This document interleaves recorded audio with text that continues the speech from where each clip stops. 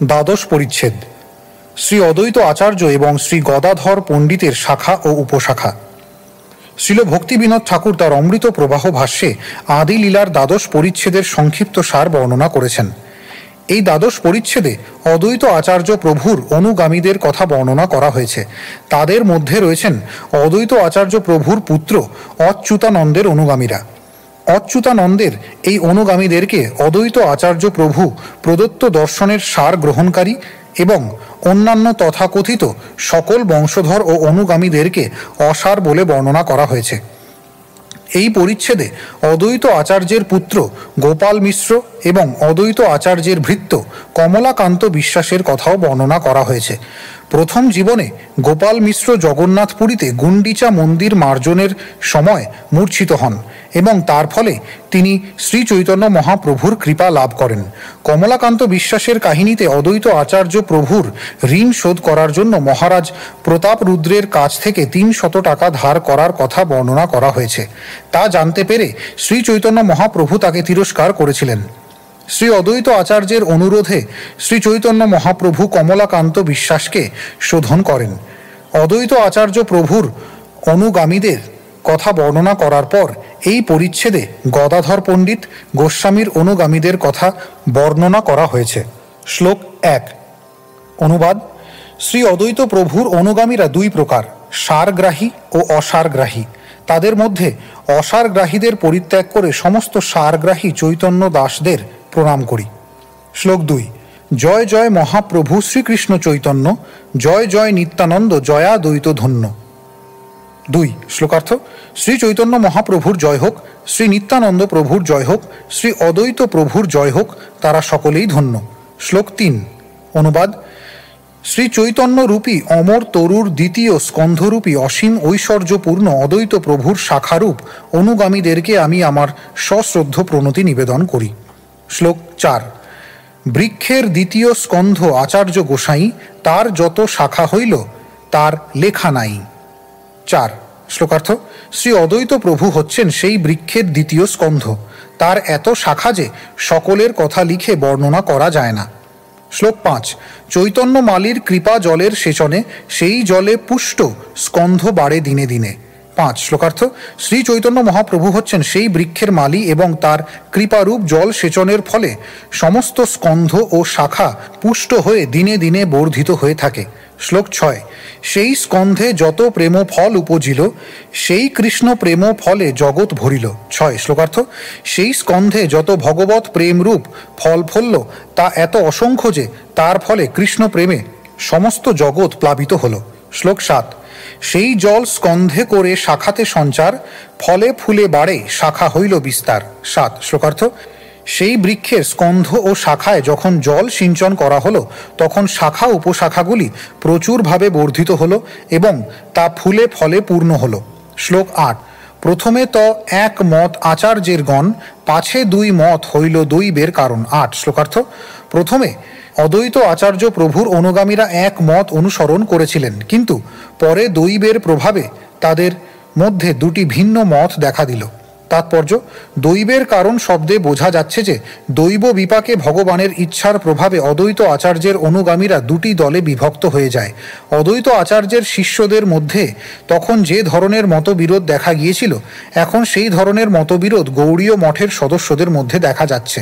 প্রথমে ওম বিষ্ণুপাদ পরমহংস পরিব্রাজকাচার্য অষ্টোত্তর শত শ্রী শ্রীমদ ভক্তি সিদ্ধান্ত সরস্বতী ঠাকুর প্রভুপাদের প্রকটকালে সমস্ত শিষ্যরা ঐক্যবদ্ধভাবে ভগবানের সেবা করছিলেন, কিন্তু তার তিরোভাবের ঠিক পরেই তাদের মধ্যে মতবিরোধ শুরু হয়।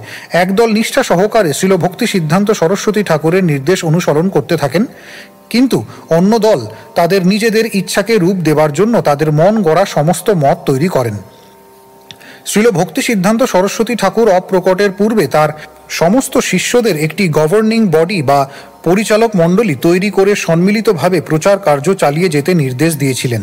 তিনি কোনো বিশেষ একজন শিষ্যকে পরবর্তী আচার্য হওয়ার নির্দেশ দিয়ে যাননি, কিন্তু তার তিরোভাবের ঠিক পরেই তার নেতৃস্থানীয় শিষ্যরা আচার্যের পদ দখল করার জন্য ব্যস্ত হয়ে ওঠেন এবং পরবর্তী আচার্য কে হবেন তাই নিয়ে তাদের মধ্যে মতবিরোধ শুরু হয়।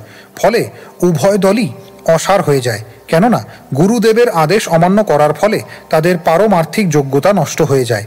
একটি পরিচালক মণ্ডলী তৈরি করে গৌড়ীয় মঠের প্রচার কার্য চালিয়ে যাওয়া সম্বন্ধে তাদের প্রতি গুরুদেবের নির্দেশ থাকা সত্ত্বেও দুটি দলে বিভক্ত হয়ে গিয়ে তারা মামলা মোকদ্দমা শুরু করেন এবং সেই মামলা মোকদ্দমা আজও চলছে। তাই আমরা কোনো দলের অন্তর্ভুক্ত হতে চাই না। এই দুটি দল গৌড়ীয় মঠের সম্পত্তি ভাগ করার ব্যাপারে ব্যস্ত হয়ে প্রচার কার্য বন্ধ করে দিয়েছেন। তাই আমরা শ্রীল ভক্তি সিদ্ধান্ত সরস্বতী ঠাকুর এবং ভক্তি বিনোদ ঠাকুরের ইচ্ছা অনুসারে শ্রী চৈতন্য মহাপ্রভুর বাণী সমস্ত জগৎ জুড়ে প্রচার করার ভার গ্রহণ করেছি। পূর্বতন আচার্যদের কৃপার প্রভাবে আমাদের এই দিন প্রচেষ্টা সফল হয়েছে। ভগবদ্গীতার শ্লোক ব্যবসায়াত্মিকা বুদ্ধি রেকেহ কুরুনন্দন এর ভাষ্যে শ্রীল বিশ্বনাথ চক্রবর্তী ঠাকুর যে তত্ত্ব বিশ্লেষণ করেছিলেন তা আমরা অনুসরণ করছি। শ্রীল বিশ্বনাথ চক্রবর্তী ঠাকুর বিশ্লেষণ করেছেন যে শিষ্যের কর্তব্য হচ্ছে সর্বান্তকরণে গুরুদেবের আদেশ পালন করা। পারমার্থিক জীবনে সাফল্য লাভের উপায় হচ্ছে গুরুদেবের আদেশের উপর সম্পূর্ণ বিশ্বাস রাখা। বেদে সেই সম্বন্ধে বলা হয়েছে, यस्य देवे परा भक्तिर्यथा देवे तथा गुरौ तस्यैते कथिता ह्यर्थः प्रकाशन्ते महात्मनः। যিনি শ্রী গুরুদেবের বাক্যে এবং পরমেশ্বর ভগবানের বাক্যে সম্পূর্ণরূপে বিশ্বাসযুক্ত, সমস্ত বৈদিক জ্ঞান তার হৃদয়ে প্রকাশিত হয়। সেই তত্ত্বের ভিত্তিতে কৃষ্ণ ভাবনামৃত আন্দোলন প্রসারিত হচ্ছে। আসরিক ভাবাপন্ন মানুষেরা যদিও নানাভাবে এই আন্দোলনকে বাধা দেওয়ার চেষ্টা করছে, তবুও আমাদের প্রচার কার্য সাফল্যমণ্ডিত হচ্ছে, কেননা আমরা পূর্বতন আচার্যদের কৃপাশ্রীবাদ লাভ করেছি। তা ফলের মাধ্যমে কার্যের সাফল্য নিরূপণ করা যায়। স্বনির্বাচিত আচার্যদের যে সমস্ত অনুগামীরা গৌড়ীয় মঠের সম্পত্তি দখল করে বসে আছেন তারা জাগতিক দিক দিয়ে সন্তুষ্ট হতে পারেন, কিন্তু মহাপ্রভুর বাণীর প্রচার কার্যে তারা কিছুই করতে পারেননি। তাই তাদের কার্যকলাপের ফল দেখে বুঝতে পারা যায় যে তারা অসার। কিন্তু আন্তর্জাতিক কৃষ্ণ ভাবনামৃত সংঘ বা ইসকনের সাফল্য সমস্ত পৃথিবী জুড়ে ঘোষিত হচ্ছে, কেননা তারা শ্রী শ্রী গুরু গৌরাঙ্গের বাণী সর্বান্তকরণে অনুসরণ করছে। শ্রীল ভক্তি সিদ্ধান্ত সরস্বতী ঠাকুর চেয়েছিলেন শ্রী চৈতন্য মহাপ্রভুর বাণী সমন্বিত গ্রন্থ যত বেশি সম্ভব ছাপিয়ে তা সারা পৃথিবী জুড়ে বিতরণ করা হোক। আমরা যথাসাধ্য সেই চেষ্টা করেছি এবং তার ফলে আশাতীতভাবে সাফল্যমণ্ডিত হয়েছি। শ্লোক ৯, কেহ ত আচার্য আজ্ঞায় কেহ ত স্বতন্ত্র সমত কল্পনা করে দৈব পরতন্ত্র। ৯ শ্লোকার্থ, কোনো কোনো শিষ্য গম্ভীর নিষ্ঠা সহকারে আচার্যের আজ্ঞা অনুসরণ করেছেন, আর অন্যান্যরা দৈবী মায়ার প্রভাবে সকপল কল্পিত মত তৈরি করেছেন। তাৎপর্য, কিভাবে দলাদলি শুরু হয় তা এই শ্লোকে বর্ণনা করা হয়েছে। শিষ্যরা যখন গুরুদেবের আদেশ যথাযথভাবে অনুসরণ না করে তখন তাদের মধ্যে মতভেদ শুরু হয়। গুরুদেবের মত ছাড়া ভিন্ন যে মত তা সম্পূর্ণ অর্থহীন। জড়জাগতিক ধারণার ওপর নির্ভর করে পারমার্থিক জীবনে অগ্রসর হওয়া যায় না। সেটিই হচ্ছে অধঃপতনের কারণ। জড়জাগতিক ধারণার সঙ্গে পারমার্থিক প্রগতির সমন্বয় সাধন করা কখনোই সম্ভব নয়। শ্লোক ১০, আচার্যের মত যেই সেই মত সার, তার আজ্ঞা লঙ্ঘি চলে সেই ত অসার। ১০ শ্লোকার্থ, আচার্যের যে মত সেই মতই হচ্ছে সার, যে সেই মত লঙ্ঘন করে সে তৎক্ষণাৎ অসার হয়ে যায়। তাৎপর্য, এখানে শ্রীল কৃষ্ণদাস কবিরাজ গোস্বামী তার মত ব্যক্ত করেছেন। যিনি গভীর নিষ্ঠা সহকারে গুরুদেবের নির্দেশ পালন করেন তিনি পরমেশ্বর ভগবানের ইচ্ছাকে রূপ দান করতে সক্ষম হন, কিন্তু যে গুরুদেবের আদেশ অমান্য করে বিপদগামী হয় সে সম্পূর্ণভাবে অসার হয়ে যায়। শ্লোক ১১, অসারের নামে ইহা নাহি প্রয়োজন, ভেদ জানিবারে করি একত্র গণন। ১১ শ্লোকার্থ, যারা অসার হয়ে বসেছে এখানে তাদের নাম উল্লেখ করার কোনো প্রয়োজন নেই। তবু আমি তাদের কথা উল্লেখ করলাম কেবল সার্থক ভক্তদের সঙ্গে তাদের পার্থক্য নিরূপণ করার জন্য। শ্লোক ১২, ধান্য রাশি মাপে জইছে পাতনা সহিতে, পশ্চাতে পাতনা উড়ায়া সংস্কার করিতে। ১২ শ্লোকার্থ, প্রথমে ধানের সঙ্গে শুষ্ক খড়কুটো মিশ্রিত থাকে, কিন্তু পরে হাওয়ার সাহায্যে ওই খড়কুটো উড়িয়ে ধান থেকে তা আলাদা করা হয়। তাৎপর্য, শ্রীল কবিরাজ গোস্বামী এখানে যে দৃষ্টান্ত দিয়েছেন তা খুব তাৎপর্যপূর্ণ। গৌড়ীয় মঠের সদস্যদের বেলায় এই পন্থাটির প্রয়োগ প্রযোজ্য। শ্রীল ভক্তি সিদ্ধান্ত সরস্বতী ঠাকুরের বহু শিষ্য রয়েছেন, কিন্তু তাদের মধ্যে কে সার এবং কে অসার তা বোঝা যায় কে কতখানি নিষ্ঠা সহকারে গুরুদেবের আদেশ পালন করছেন তার মাধ্যমে। শ্রীল ভক্তি সিদ্ধান্ত সরস্বতী ঠাকুর ভারতবর্ষের বাইরে শ্রী চৈতন্য মহাপ্রভুর বাণী প্রচার করার জন্য যথাসাধ্য চেষ্টা করেছিলেন। প্রকটকালে তিনি তার শিষ্যদের ভারতের বাইরে পাঠিয়েছিলেন শ্রী চৈতন্য মহাপ্রভুর বাণী প্রচার করার জন্য, কিন্তু তারা কৃতকার্য হতে পারেননি, কেননা বিদেশে চৈতন্য মহাপ্রভুর বাণী প্রচারে তারা নিষ্ঠাপরায়ণ ছিলেন না। তারা কেবল বিদেশে যাওয়ার খ্যাতি অর্জন করে ভারতবর্ষে বিলেত ফেরত প্রচারক রূপে পরিচিতি লাভ করার জন্য বিদেশে গিয়েছিলেন। গত 80 বছর ধরে বহু স্বামীজি বিদেশে গিয়ে প্রচারের নামে নানা রকম ভণ্ডামি করেছে, কিন্তু কেউই কৃষ্ণ ভাবনামৃত সারা পৃথিবী জুড়ে বিতরণ করতে পারেনি। তারা ভারতবর্ষে ফিরে এসে কপট প্রচার করেছে যে ইউরোপ আমেরিকার সমস্ত সাহেব মেমদের তারা বৈদান্তিকে পরিণত করেছে অথবা কৃষ্ণ ভক্তে পরিণত করেছে এবং তারপর ভারতবর্ষে চাঁদা তুলে আরামে জীবনযাপন করছে।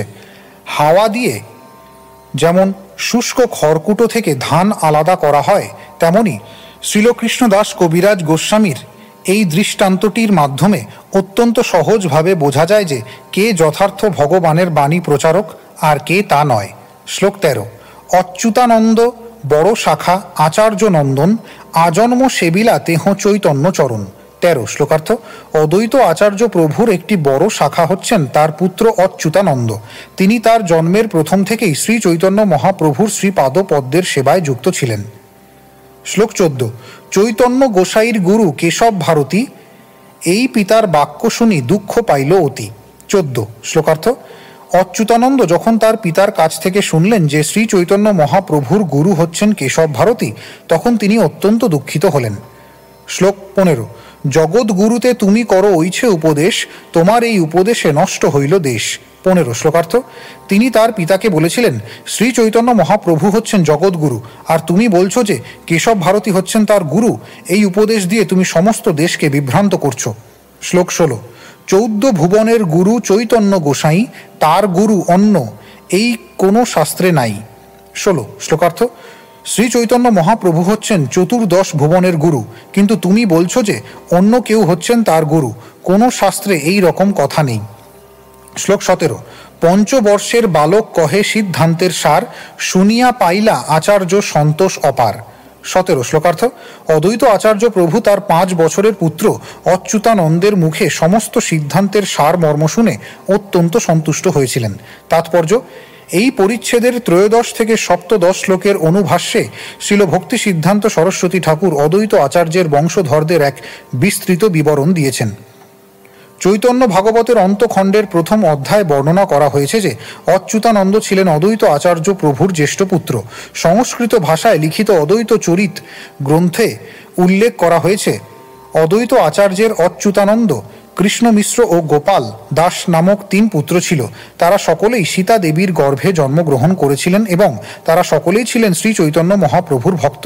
বলরাম, স্বরূপ ও জগদীশ নামক অদ্বৈত আচার্যের আরও 3টি পুত্র ছিল। এভাবেই অদ্বৈত আচার্য প্রভুর 6টি পুত্র। এই 6 পুত্রর মধ্যে 3 জন ছিলেন শ্রী চৈতন্য মহাপ্রভুর নিষ্ঠাবান অনুগামী এবং তাদের মধ্যে অচ্যুতানন্দই ছিলেন জ্যেষ্ঠ। 15 শতাব্দের প্রথম দিকে অদ্বৈত আচার্য প্রভুর বিবাহ হয়। শ্রী চৈতন্য মহাপ্রভু যখন জগন্নাথ পুরী থেকে বৃন্দাবন যাওয়ার পথে রামকেলি গ্রামে গিয়েছিলেন, তখন 1433 থেকে 34 শতাব্দে অচ্যুতানন্দের বয়স ছিল মাত্র 5 বছর। শ্রী চৈতন্য ভাগবতের অন্তখণ্ডের 4th অধ্যায়ে অচ্যুতানন্দ সম্বন্ধে বর্ণনা করে বলা হয়েছে 5 বর্ষ বয়স মধুর দিগম্বর। সুতরাং অচ্যুতানন্দ 1428 শতাব্দে জন্মগ্রহণ করেন। অচ্যুতানন্দের জন্মের পূর্বে মহাপ্রভুর জন্মের সময় অদ্বৈত প্রভুর পত্নী সীতা দেবী মহাপ্রভুকে দেখতে এসেছিলেন। সুতরাং 21 বছরের মধ্যে তার আরও 3টি পুত্র হওয়ার সম্ভাবনা নিছক কল্পনা নয়। নিত্যানন্দ দায়িনী নামক একটি অপ্রামাণিক পত্রিকায় 1792 শতাব্দে সীতাদ্বৈত চরিত নামক একখানি বাংলা গ্রন্থে অচ্যুতানন্দকে মহাপ্রভুর সহপাঠী বলে বর্ণনা করা হয়েছে। শ্রী চৈতন্য ভাগবতের বর্ণনা অনুসারে সেটি সম্পূর্ণ বাজে কথা। শ্রী চৈতন্য মহাপ্রভু যখন সন্ন্যাস গ্রহণ করে অদ্বৈত আচার্য প্রভুর গৃহে আসেন, তখন 1431 শতাব্দ। সেই সময় অচ্যুতানন্দ 3 বছরের শিশু। শ্রী চৈতন্য ভাগবতে বর্ণনা করা হয়েছে যে অদ্বৈত আচার্য প্রভুর দিগম্বর শিশুপুত্র চৈতন্য মহাপ্রভুর শ্রীপাদ পদ্মে এসে পতিত হয়। তখন যদিও তার সারা গায়ে ধুলো লেগেছিল, তবুও শ্রী চৈতন্য মহাপ্রভু তাকে কোলে তুলে নেন। শ্রী চৈতন্য মহাপ্রভু বলেছিলেন, অচ্যুত আচার্য মোর পিতা, সে সম্বন্ধে তোমায় আমার 2 ভ্রাতা। নবদ্বীপে ভগবৎ স্বরূপ প্রকাশ করার পূর্বে শ্রী চৈতন্য মহাপ্রভু অদ্বৈত আচার্যকে নিয়ে আসার জন্য শ্রীনিবাস আচার্যের ভ্রাতা শ্রী রাম পণ্ডিতকে শান্তিপুরে পাঠান। তখন অচ্যুতানন্দ পিতার সঙ্গে যোগ দিয়েছিল। শ্রী চৈতন্য ভাগবতে বর্ণনা করা হয়েছে, অদ্বৈতের তনয় অচ্যুতানন্দ নাম, পরম বালক সেহ কান্দে অবিরাম। আবার অদ্বৈত প্রভু যখন ভক্তির বিরুদ্ধে ব্যাখ্যা করছিলেন এবং মহাপ্রভু তাকে প্রহার করেছিলেন, তখনও অচ্যুতানন্দ বর্তমান ছিল। সুতরাং এই সমস্ত ঘটনা নিশ্চয়ই মহাপ্রভুর সন্ন্যাস গ্রহণের 2-3 বছর পূর্বে ঘটেছিল। শ্রী চৈতন্য ভাগবতে বর্ণনা করা হয়েছে, অচ্যুত প্রণাম করে অদ্বৈত তনয়। সুতরাং এর থেকে বোঝা যায় যে অচ্যুতানন্দ জন্মাবধি শ্রী চৈতন্য মহাপ্রভুর ভক্ত ছিলেন। অচ্যুতানন্দ কখনো বিবাহ করেছিলেন এই রকম কোনো বর্ণনা কোথাও নেই। তাকে অদ্বৈত আচার্য প্রভুর সবচাইতে বড় শাখা বলে বর্ণনা করা হয়েছে। শাখা নির্ণয়ামৃত নামক গ্রন্থ থেকে জানা যায় যে অচ্যুতানন্দ ছিলেন গদাধর পণ্ডিতের শিষ্য এবং তিনি জগন্নাথপুরীতে শ্রী চৈতন্য মহাপ্রভুর চরণাশ্রয় গ্রহণ করে ভগবৎ সেবা করেন। শ্রী চৈতন্য চরিতামৃতের আদি লীলার 10ম পরিচ্ছেদ থেকেও জানা যায় যে অদ্বৈত আচার্যের পুত্র অচ্যুতানন্দ জগন্নাথপুরীতে শ্রী চৈতন্য মহাপ্রভুর চরণ আশ্রয় করে ভগবৎ সেবা করেছিলেন। গদাধর পণ্ডিতও তার শেষ জীবনে জগন্নাথপুরীতে শ্রী চৈতন্য মহাপ্রভুর সান্নিধ্যে বাস করেছিলেন। তাই অচ্যুতানন্দ যে গদাধর পণ্ডিতের শিষ্য সেই সম্বন্ধে কোনো সন্দেহ নেই। রথযাত্রা অনুষ্ঠানের সময় রথাগ্রে শ্রী চৈতন্য মহাপ্রভুর নৃত্যের সময়কার বর্ণনায় অচ্যুতানন্দের নাম কয়েকবার উল্লেখ করা হয়েছে। আদি লীলার 13 পরিচ্ছেদে বর্ণনা করা হয়েছে, শান্তিপুর আচার্যের এক সম্প্রদায় অচ্যুতানন্দ নাচে তাহা আর সব গায়ে। সেই সময় অচ্যুতানন্দের বয়স মাত্র 6 বছর। শ্রী কবি কর্ণপুর প্রণীত গৌর গণোদ্দেশ দীপিকায় 87 অচ্যুতানন্দকে গদাধরের শিষ্য এবং শ্রীকৃষ্ণ চৈতন্যের প্রিয় বলে বর্ণনা করা হয়েছে। কারো কারো মতে তিনি হচ্ছেন শিব ও পার্বতীর পুত্র কার্তিকের অবতার এবং অন্য কারো কারো মতে তিনি হচ্ছেন অচ্যুতা নাম্নী গোপী। গৌর গণোদ্দেশ দীপিকায় 88 এই দুটি মতেরই সমর্থন করা হয়েছে। নরহরি দাস রচিত নরোত্তম বিলাস নামক গ্রন্থে শ্রী অচ্যুতানন্দের খেতরি মহোৎসবে আগমন এবং যোগদানের কথা সবিস্তারে বর্ণিত হয়েছে। শ্রী নরহরি দাস বর্ণনা করেছেন যে শেষ জীবনে শ্রী অচ্যুতানন্দ শান্তিপুরে তার বাড়িতে বাস করতেন, কিন্তু শ্রী চৈতন্য মহাপ্রভুর প্রকটকালে তিনি গদাধর পণ্ডিত প্রভুর সঙ্গে জগন্নাথপুরীতে বাস করতেন। অদ্বৈত আচার্য প্রভুর 6 পুত্রের মধ্যে 3 জন অচ্যুতানন্দ, কৃষ্ণ মিশ্র ও গোপাল দাস শ্রী চৈতন্য মহাপ্রভুর সেবায় নিয়োজিত ছিলেন। শ্রী অচ্যুতানন্দ যেহেতু বিবাহ করেননি, তাই তার কোনো সন্তান সন্ততি ছিল না।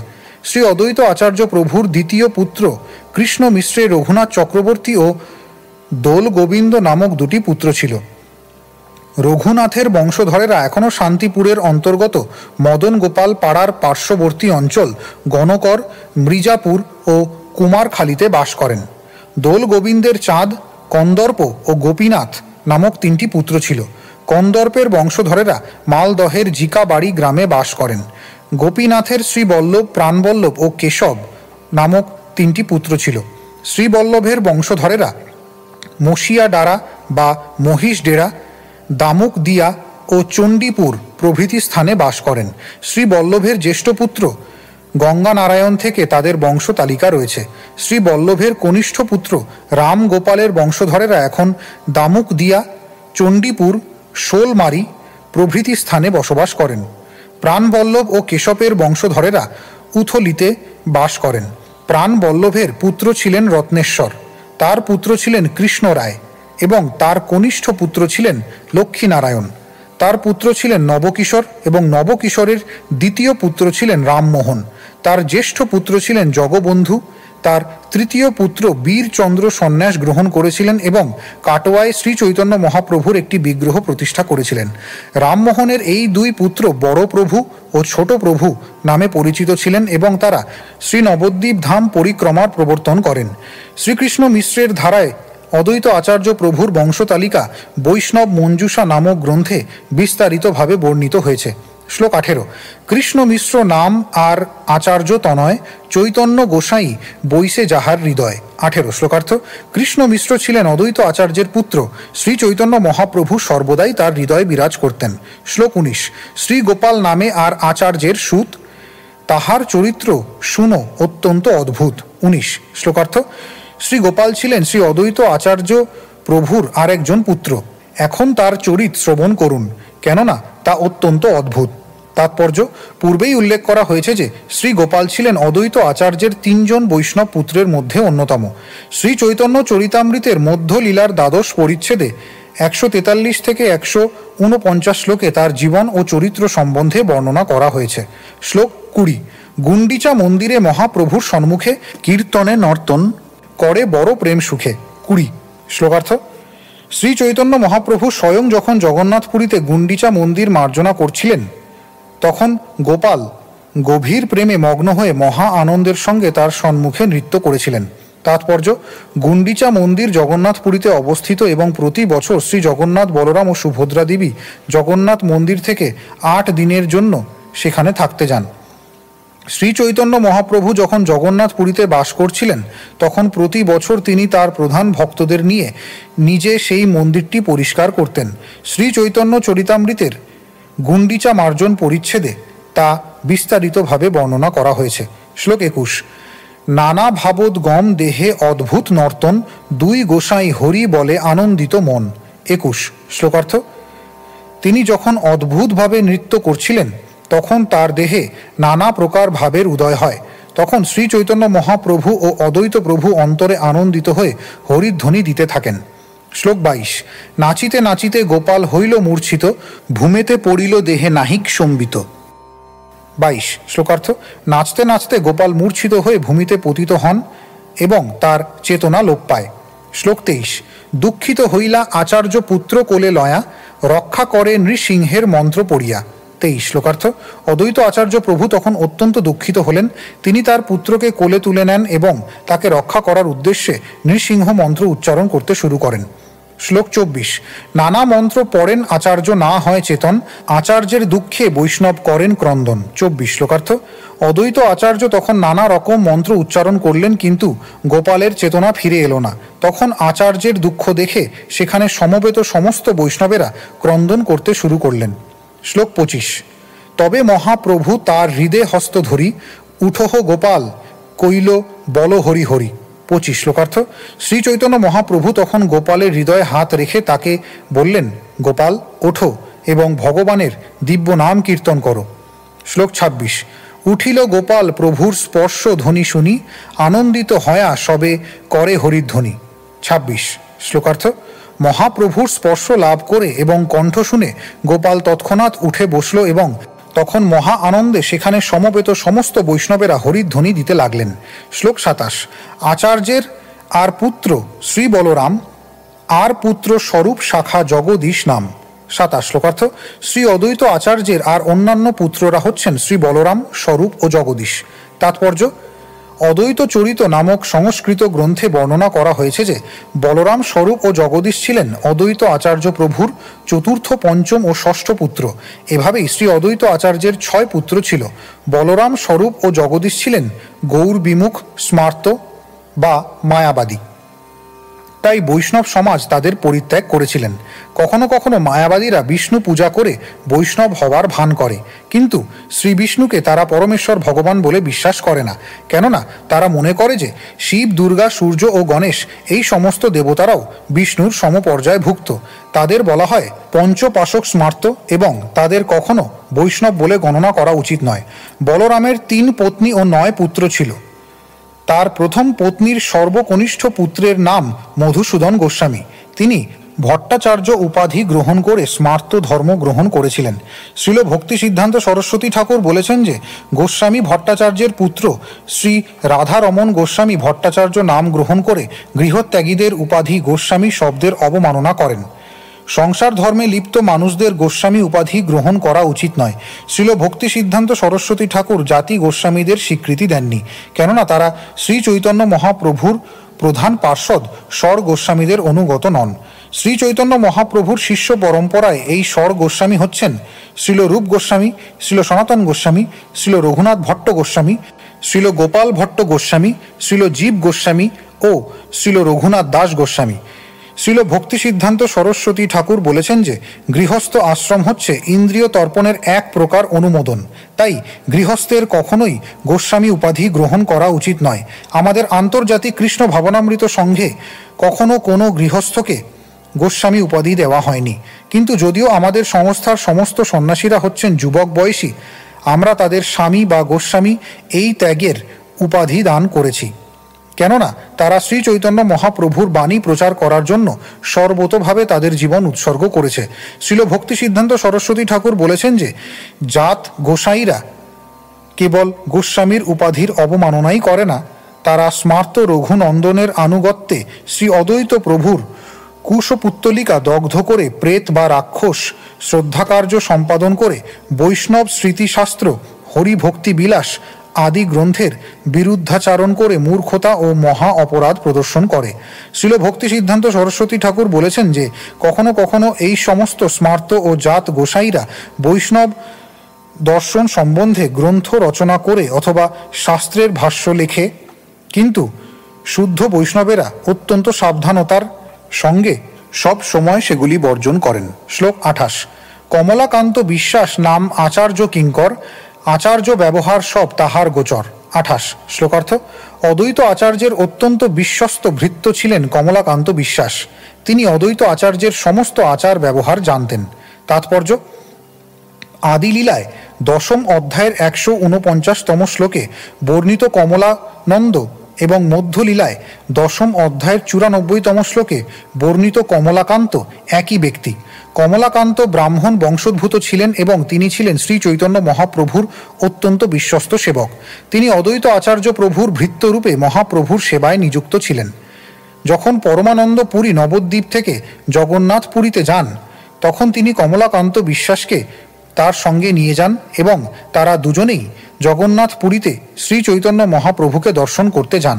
মধ্যলীলায় 10ম অধ্যায়ের 94তম শ্লোকে বর্ণিত হয়েছে যে শ্রী চৈতন্য মহাপ্রভুর জনৈক ভক্ত ব্রাহ্মণ কমলাকান্ত পরমানন্দ পুরীর সঙ্গে জগন্নাথ পুরীতে গিয়েছিলেন। শ্লোক 29। নীলাচলে তেহ এক পত্রিকা লিখিয়া প্রতাপ রুদ্রের পাশ দিল পাঠাইয়া। 29 শ্লোকার্থ।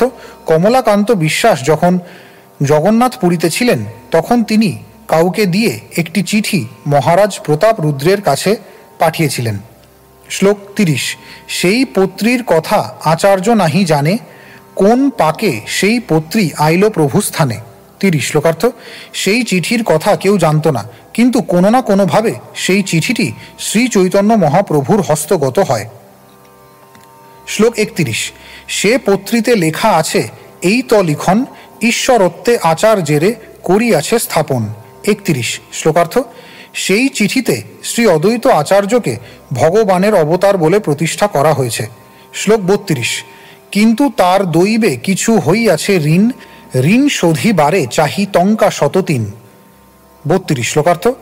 কিন্তু তাতে এও উল্লেখ করা হয়েছে যে ঘটনাক্রমে অদ্বৈত আচার্যের 300 টাকা ঋণ হয়েছে এবং কমলাকান্ত বিশ্বাস সেই টাকাটা দিয়ে ঋণ শোধ করতে চান। শ্লোক 33। পত্র পড়িয়া প্রভুর মনে হইল দুঃখ, বাহিরে হাসিয়া কিছু বলে চন্দ্রমুখ। 33 শ্লোকার্থ। সেই চিঠিটি পড়ে শ্রী চৈতন্য মহাপ্রভু অন্তরে ব্যথিত হলেন, কিন্তু তা সত্ত্বেও তার মুখ চন্দ্রের মতো উজ্জ্বল ছিল, তাই বাইরে হেসে তিনি বললেন। শ্লোক 34। আচার্যেরে স্থাপিয়াছে করিয়া ঈশ্বর, ইথে দোষ নাহি আচার্য দৈবত ঈশ্বর। 34 শ্লোকার্থ। সে অদ্বৈত আচার্যকে পরমেশ্বর ভগবানের অবতার বলে প্রতিপন্ন করেছে, তাতে অবশ্য কোনো দোষ নেই, কেননা প্রকৃতই তিনি ঈশ্বর। শ্লোক 35। ঈশ্বরের দৈন্য করি করিয়াছে ভিক্ষা, অতএব দণ্ড করি করাইব শিক্ষা। 35 শ্লোকার্থ। কিন্তু সে ভগবানের অবতারকে দারিদ্র্যগ্রস্ত ভিক্ষুকে পরিণত করেছে, তাই আমি তাকে দণ্ড দিয়ে তার ভুল সংশোধন করব। তাৎপর্য: কোনো মানুষকে ভগবানের অবতার বা নারায়ণের অবতার বলে বর্ণনা করে আবার একই সময় তাকে যদি অভাবে পীড়িত ও দারিদ্র্যগ্রস্ত বলে স্থাপন করা হয় তাহলে তা পরস্পর বিরোধী এবং সেটি হচ্ছে সবচাইতে বড় অপরাধ। বৈদিক সংস্কৃতি ধ্বংস করার জন্য প্রচার কার্যে যুক্ত মায়াবাদীরা প্রচার করে যে সকলেই ভগবান এবং দারিদ্র্যগ্রস্ত মানুষদের তারা দরিদ্র নারায়ণ বলে বর্ণনা করে। শ্রী চৈতন্য মহাপ্রভু কখনো এই ধরনের ভ্রান্ত ও অর্থহীন ধারণা বরদাস্ত করেননি। তিনি কঠোর ভাষায় বলেছেন, মায়াবাদী ভাষ্য শুনিলে হয় সর্বনাশ। এই ধরনের মূর্খদের দণ্ড দান করে শিক্ষা দিতে হয়। পরমেশ্বর ভগবান অথবা তার অবতারদের দারিদ্র্যগ্রস্ত বলে বর্ণনা করাটা সম্পূর্ণ অসঙ্গত। তবে শাস্ত্রে উল্লেখ আছে যে ভগবানের অবতার বামন দেব বলি মহারাজের কাছ থেকে ত্রিপাদ ভূমি ভিক্ষা করেছিলেন। কিন্তু সকলেই জানে যে বামন দেব দারিদ্র্যগ্রস্ত ছিলেন না। বলি মহারাজের কাছ থেকে তার এই ভিক্ষালীলা তাকে করুণা করারই একটি উপায় মাত্র। বলি মহারাজ যখন সেই ভূমি তাকে দান করেন তখন তিনি দুটি পদক্ষেপের দ্বারা ত্রিভুবন অধিকার করে তার সর্বশক্তিমত্তা প্রদর্শন করেছিলেন। তথাকথিত দরিদ্র নারায়ণদের কখনোই ভগবানের অবতার বলে মনে করা উচিত নয়, কেননা ভগবানের প্রকৃত অবতারের ঐশ্বর্য তারা কখনোই প্রদর্শন করতে পারে না। শ্লোক ৩৬। গোবিন্দেরে আজ্ঞা দিল ইহা আজি হইতে, বাউলিয়া বিশ্বাসে এথা না দিবে আসিতে। ৩৬ শ্লোকার্থ। শ্রী চৈতন্য মহাপ্রভু গোবিন্দকে আদেশ দিয়েছিলেন, আজ থেকে বাউলিয়া কমলাকান্ত বিশ্বাসকে এখানে আসতে দেবে না। তাৎপর্য, বাউলিয়া বা বাউল হচ্ছে ১৩টি অসম্প্রদায়ের মধ্যে একটি, যারা নিজেদেরকে শ্রী চৈতন্য মহাপ্রভুর অনুগামী বলে প্রচার করতে চেষ্টা করে। শ্রী চৈতন্য মহাপ্রভু তার ভৃত্য গোবিন্দকে নির্দেশ দিয়েছিলেন যে কমলাকান্ত বিশ্বাসকে তার কাছে আসতে না দিতে, কেননা সে বাউলিয়া হয়ে গেছে। এর থেকে বোঝা যায় যে যদিও বাউল সম্প্রদায়, আউল সম্প্রদায়, সহজিয়া সম্প্রদায়, স্মার্ত, জাত গোসাই, অতিবাড়ি, চূড়াধারী ও গৌরাঙ্গ নাগরীরা শ্রী চৈতন্য মহাপ্রভুর অনুগামী বলে দাবি করে, কিন্তু শ্রীমন মহাপ্রভু তাদের বর্জন করেছেন। শ্লোক ৩৭। দণ্ড শুনি বিশ্বাস হইল পরম দুঃখিত, শুনিয়া প্রভুর দণ্ড আচার্য হর্ষিত। ৩৭ শ্লোকার্থ। কমলাকান্ত বিশ্বাস যখন শ্রী চৈতন্য মহাপ্রভুর দেওয়া এই দণ্ডের কথা শুনল তখন সে অত্যন্ত দুঃখিত হয়েছিল, কিন্তু অদ্বৈত আচার্য প্রভু তা শুনে অত্যন্ত আনন্দিত হয়েছিলেন। তাৎপর্য, ভগবদ্গীতায় ৯ম অধ্যায়ের ২৯তম শ্লোকে ভগবান বলেছেন, সমোহং সর্বভূতেষু ন মে দেশ্য হস্তি ন প্রিয়। আমি সকলের প্রতি সমদৃষ্টি সম্পন্ন, আমি কারো বিদ্বেষ ভাবাপন্ন অথবা কারো প্রতি প্রীতিপরায়ণ নই। যেহেতু পরমেশ্বর ভগবান সকলের প্রতি সমভাবাপন্ন, তাই কেউই তার শত্রু নয় অথবা কেউই তার মিত্র নয়। যেহেতু সকলেই হচ্ছে পরমেশ্বর ভগবানের অংশ বা পুত্র, তাই ভগবান কখন কাউকে শত্রু অথবা মিত্র বলে ভাবেন না। তাই শ্রী চৈতন্য মহাপ্রভু যখন কমলাকান্ত বিশ্বাসকে তার কাছে আসার অনুমতি না দিয়ে দণ্ড দিয়েছিলেন, তখন যদিও তা ছিল অত্যন্ত কঠোর দণ্ড, তবুও শ্রী অদ্বৈত প্রভু এই দণ্ডের গূঢ় তাৎপর্য হৃদয়ঙ্গম করে অত্যন্ত আনন্দিত হয়েছিলেন, কেননা তিনি বুঝতে পেরেছিলেন যে শ্রী চৈতন্য মহাপ্রভু প্রকৃতপক্ষে কমলাকান্ত বিশ্বাসকে কৃপা করেছেন। অতএব তিনি মোটেই দুঃখিত হননি। ভক্তের কর্তব্য হচ্ছে সর্বদাই তার প্রভু পরমেশ্বর ভগবানের আচরণে সন্তুষ্ট থাকা। ভক্তের জীবনে কখনো দুঃখ দুর্দশা আসতে পারে, আবার কখনো প্রাচুর্যও আসতে পারে, কিন্তু তার কর্তব্য হচ্ছে সুখ ও দুঃখ উভয়কেই পরমেশ্বর ভগবানের করুণার দান বলে জেনে সর্ব অবস্থায় পরমেশ্বর ভগবানের সেবায় আনন্দ চিত্তে যুক্ত থাকা। শ্লোক ৩৮। বিশ্বাসেরে কহে তুমি বড় ভাগ্যবান, তোমারে করিল দণ্ড প্রভু ভগবান। ৩৮ শ্লোকার্থ। কমলাকান্ত বিশ্বাসকে দুঃখিত দেখে শ্রী অদ্বৈত আচার্য প্রভু তাকে বললেন, তুমি অত্যন্ত ভাগ্যবান, কেননা পরমেশ্বর ভগবান স্বয়ং তোমাকে দণ্ড দান করেছেন। তাৎপর্য, এটি শ্রী অদ্বৈত আচার্য প্রভুর যথার্থ বিচার। তিনি স্পষ্টভাবে উপদেশ দিলেন যে পরমেশ্বর ভগবানের ইচ্ছায় যদি কখনো কোনো অসুবিধার সম্মুখীন হতেও হয়, সেই জন্য দুঃখিত হওয়া উচিত নয়। ভক্তের কর্তব্য হচ্ছে পরমেশ্বর ভগবানের দান, তা সুখদায়ক বা দুঃখদায়ক যাই হোক না কেন, তা গ্রহণ করে সর্বদা আনন্দিত থাকা। শ্লোক ৩৯। পূর্বে মহাপ্রভু মোরে করেন সম্মান, দুঃখ পাই মনে আমি কইলু অনুমান। ৩৯ শ্লোকার্থ। পূর্বে শ্রী চৈতন্য মহাপ্রভু আমাকে তার গুরুজন বলে মনে করে সর্বদা সম্মান করতেন, কিন্তু আমার তা ভালো লাগতো না, তাই অন্তরে দুঃখিত হয়ে আমি একটি পরিকল্পনা করেছিলাম। শ্লোক ৪০। মুক্তি শ্রেষ্ঠ করি কৈনু বাশিষ্ঠ ব্যাখ্যান, ক্রুদ্ধ হয়া প্রভু মোরে কৈল অপমান। 40 শ্লোকার্থ। তাই আমি যোগ বাশিষ্ঠের ব্যাখ্যা করেছিলাম, যাতে প্রতিপন্ন করা হয়েছে যে মুক্তি হচ্ছে জীবনের চরম লক্ষ্য। সেই জন্য মহাপ্রভু আমার প্রতি অত্যন্ত ক্রুদ্ধ হয়ে আমাকে অপমান করেছিলেন। তাৎপর্য, যোগ বাশিষ্ঠ নামক একটি গ্রন্থ রয়েছে যা মায়াবাদীরা খুব পছন্দ করে, কেননা তা পরমেশ্বর ভগবান সম্বন্ধে নানা রকম নির্বিশেষ ভ্রান্ত ধারণায় পূর্ণ। সেই গ্রন্থ বিষ্ণু ভক্তির বিরোধী। প্রকৃতপক্ষে এই ধরনের গ্রন্থ বৈষ্ণবদের কখনো পাঠ করা উচিত নয়। কিন্তু অদ্বৈত আচার্য প্রভু শ্রী চৈতন্য মহাপ্রভুর দ্বারা তিরস্কৃত হওয়ার বাসনায় যোগ বাশিষ্ঠ গ্রন্থের নির্বিশেষ মতগুলি সমর্থন করতে শুরু করেছিলেন। তার ফলে শ্রী চৈতন্য মহাপ্রভু তার প্রতি অত্যন্ত ক্রুদ্ধ হন এবং তার প্রতি অশ্রদ্ধা সূচক আচরণ করেন। শ্লোক 41। দণ্ড পায়া হইল মোর পরম আনন্দ, যে দণ্ড পাইল ভাগ্যবান শ্রী মুকুন্দ। 41 শ্লোকার্থ। শ্রী চৈতন্য মহাপ্রভুর কাছ থেকে শ্রী মুকুন্দ অনেক সৌভাগ্যের ফলে যে দণ্ড পেয়েছিল, সেই দণ্ড লাভ করে আমি পরম আনন্দিত হয়েছিলাম। তাৎপর্য, শ্রী মুকুন্দ ছিলেন শ্রী চৈতন্য মহাপ্রভুর ঘনিষ্ঠ বন্ধু ও পার্ষদ। তিনি এমন অনেক জায়গায় যেতেন যেখানকার মানুষেরা ছিল বৈষ্ণব বিরোধী। শ্রী চৈতন্য মহাপ্রভু যখন এই কথা জানতে পারলেন, তিনি তখন মুকুন্দকে তার কাছে আসতে নিষেধ করে দণ্ড দিয়েছিলেন। শ্রী চৈতন্য মহাপ্রভু যদিও ছিলেন কুসুমের মতো কোমল, কিন্তু তিনি ছিলেন বজ্রের মতো কঠোর। তাই শ্রী চৈতন্য মহাপ্রভুর কাছে মুকুন্দকে আসতে দিতে সকলেই ভয় পাচ্ছিলেন। তাই অত্যন্ত দুঃখিত হয়ে মুকুন্দ একদিন তার বন্ধুকে জিজ্ঞাসা করেন, কোনো দিন শ্রী চৈতন্য মহাপ্রভু তাকে তার কাছে আসতে দেবেন কিনা। সেই ভক্তটি যখন শ্রী চৈতন্য মহাপ্রভুকে এসে সেই কথা জিজ্ঞাসা করেন, তখন মহাপ্রভু উত্তর দেন, লক্ষ লক্ষ বছর পর মুকুন্দ আমার কাছে আসার অনুমতি পাবে। সেই সংবাদ যখন মুকুন্দকে দেওয়া হয়, তখন তিনি আনন্দে উৎফুল্ল হয়ে নাচতে শুরু করেন।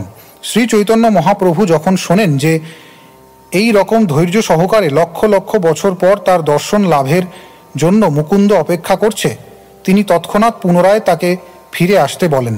মুকুন্দের এই দণ্ডের কথা শ্রী চৈতন্য ভাগবতের মধ্যখণ্ডের 10ম অধ্যায়ে বর্ণিত হয়েছে। শ্লোক 42।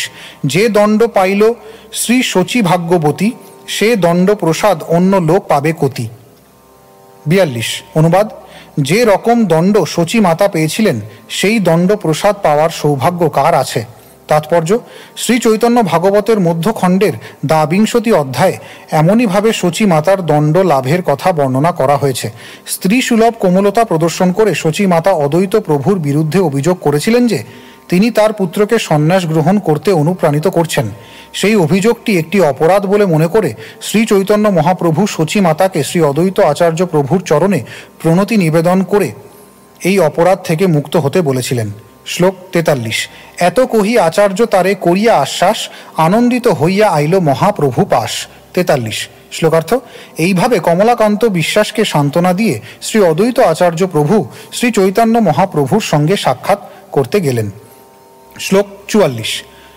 প্রভুকে কহেন তোমার না বুঝি এ লীলা, আমা হইতে প্রসাদ পাত্র করিলা কমলা। 44 শ্লোকার্থ।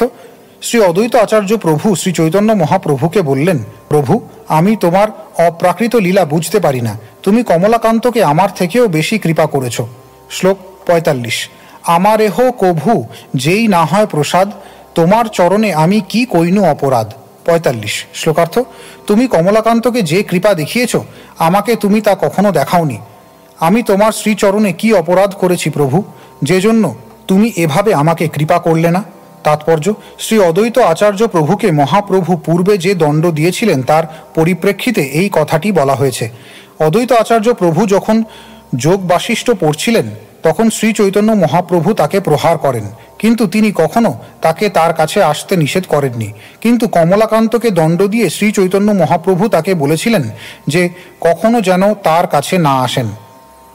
তাই শ্রী অদ্বৈত আচার্য প্রভু শ্রী চৈতন্য মহাপ্রভুকে বলেছিলেন যে তিনি কমলাকান্ত বিশ্বাসকে তার থেকেও বেশি কৃপা করেছেন, কেননা তিনি কমলাকান্তকে তার কাছে আসতে নিষেধ করেছেন।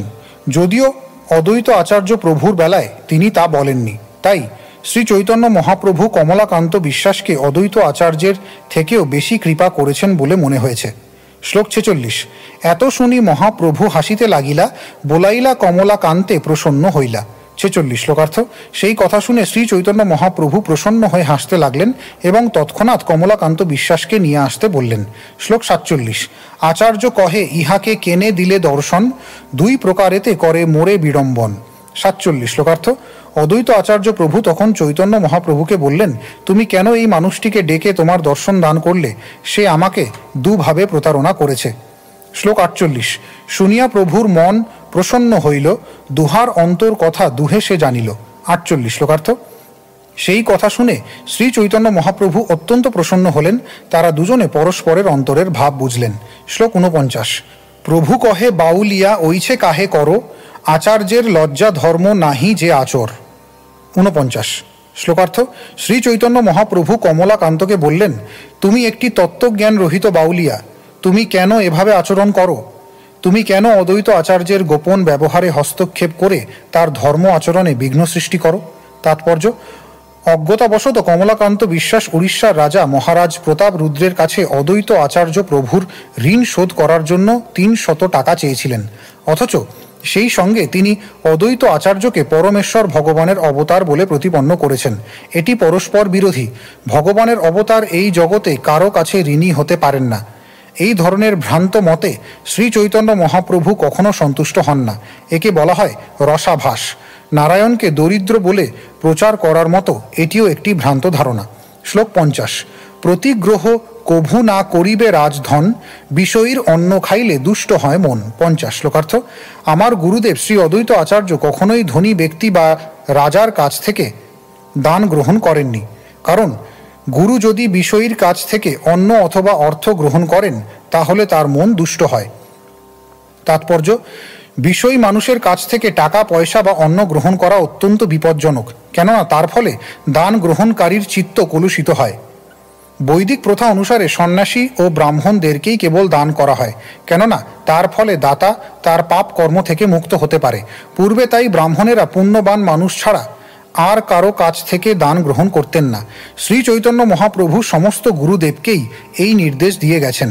আমিষ আহার, নেশা, অবৈধ সঙ্গ, দ্রুত ক্রীড়া বর্জনে অনিচ্ছুক বিষয়ীরা কখনো কখনো আমাদের শিষ্য হতে চায়, কিন্তু আমরা তাদের দীক্ষা দিই না। বৈষ্ণবেরা পেশাদারী গুরুদের মতো সস্তা শিষ্য গ্রহণ করেন না। কেউ যদি কমপক্ষে এই 4টি নিয়ম সাত্ত্বিক আহার গ্রহণ, নেশা বর্জন, দ্রুত ক্রীড়া ত্যাগ ও অবৈধ সঙ্গ বর্জন করে একজন বৈষ্ণব আচার্যের শরণাপন্ন হয়, তাহলে তিনি তাকে শিষ্যরূপে গ্রহণ করতে পারেন। যে বৈষ্ণবীয় শাস্ত্রবিধি অনুসরণ করে না তার নিকট থেকে দান অথবা খাদ্যদ্রব্য গ্রহণ করা উচিত নয়। শ্লোক 51। মন দুষ্ট হইলে নহে কৃষ্ণের শরণ, কৃষ্ণ স্মৃতি বিনু হয় নিষ্ফল জীবন। 51 শ্লোকার্থ। মন কলুষিত হলে কৃষ্ণকে স্মরণ করা যায় না, আর কৃষ্ণ স্মৃতি যদি ব্যাহত হয় তাহলে জীবন নিষ্ফল হয়। তাৎপর্য: কৃষ্ণ ভক্ত সর্বদাই সচেতন থাকেন যাতে এক পলকের জন্য তিনি কৃষ্ণকে ভুলে না যান। শাস্ত্রে বলা হয়েছে, স্মর্তব্য সততং বিষ্ণু। ভক্তের কর্তব্য হচ্ছে সর্বদাই বিষ্ণুকে স্মরণ করা। শ্রীল শুকদেব গোস্বামীও পরীক্ষিত মহারাজকে উপদেশ দিয়েছেন, স্মর্তব্য নিত্যেশ।